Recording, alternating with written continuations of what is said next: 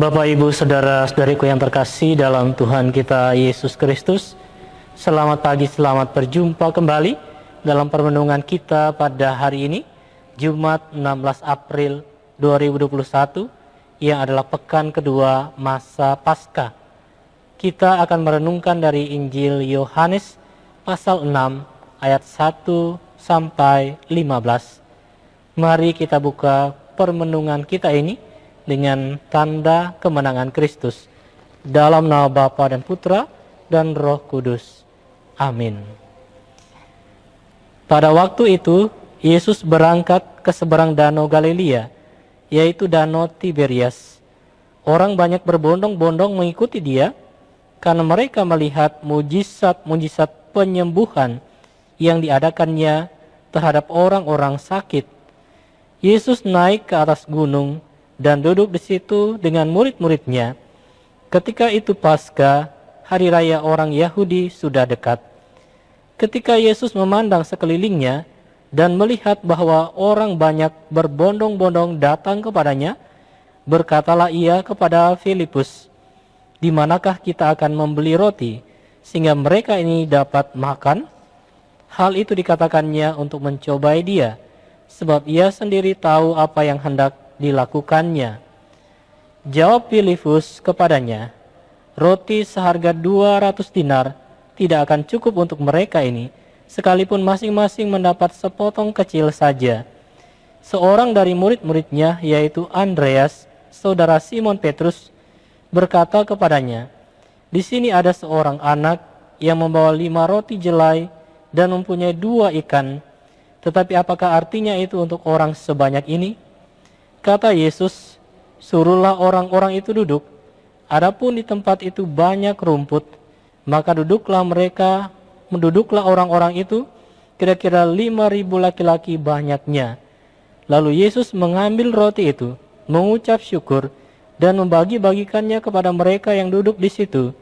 Demikian juga dibuatnya dengan ikan-ikan itu, sebanyak yang mereka kehendaki.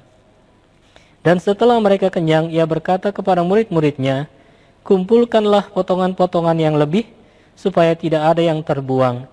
Maka mereka pun mengumpulkannya dan mengisi 12 bakul penuh dengan potongan-potongan dari kelima roti jelai yang lebih setelah orang makan. Ketika orang-orang itu melihat mujizat yang telah diadakan Yesus, mereka berkata, "Dia ini benar-benar nabi yang akan datang ke dalam dunia." Kata Yesus, karena Yesus tahu bahwa mereka akan datang dan hendak membawa dia dengan paksa untuk dijadikan raja, ia menyingkir lagi ke gunung seorang diri.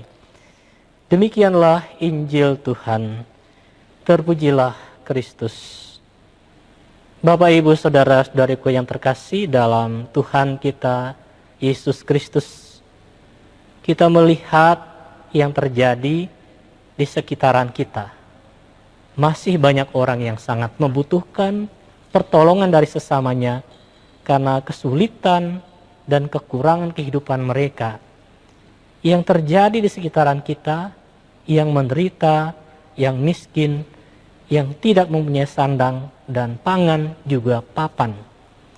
Sebagai murid Kristus, kita diajak untuk solider dengan sesama saudara-saudari kita yang menderita. Kita memiliki hati seperti hati Tuhan yang peduli kepada orang-orang yang susah.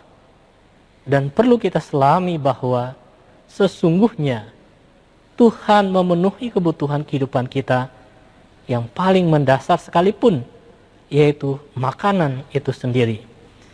Saudara-saudari yang terkasih, mujizat penggandaan roti yang dibuat oleh Yesus untuk memberi makan 5.000 orang menunjukkan bahwa Yesus mempunyai kepedulian kepada orang-orang yang mengikutinya.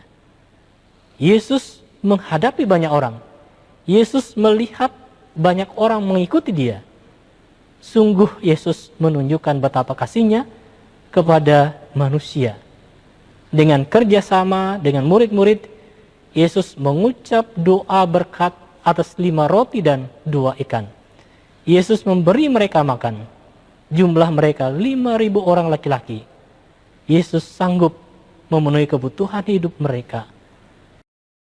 Itulah kasih Tuhan kepada kita. Saudara-saudariku yang terkasih, kepada para murid, kepada kita semua, Yesus mengajak mereka untuk penuh kasih kepada semua orang, terutama bagi mereka yang menderita, yang miskin dan terlantar. Kepada para murid, kepada kita semua, Yesus mengajak mereka untuk memberi mereka makan dengan apa yang ada pada mereka dan disempurnakan oleh Yesus. Sehingga dengan melibatkan Tuhan, apapun yang kecil, yang sedikit, yang sederhana, yang ada pada mereka bisa menjadi sesuatu yang luar biasa. Mereka semua bisa makan sampai kenyang, bahkan ada yang tersisa. Saudaraku yang terkasih, demikian persoalan kehidupan manusia membutuhkan jawaban. Kita bisa membantu dan solider dengan sesama yang membutuhkan bantuan di sekitar kita dengan memberikan apa yang kita miliki atau apa yang ada pada kita. Dan terutama, kita selalu menyertakan Tuhan dalam segala pelayanan kasih kita bagi sesama yang membutuhkan. Tuhan memberkati kita sekalian. Amin. Dalam nama Bapa dan Putra dan Roh Kudus. Amin.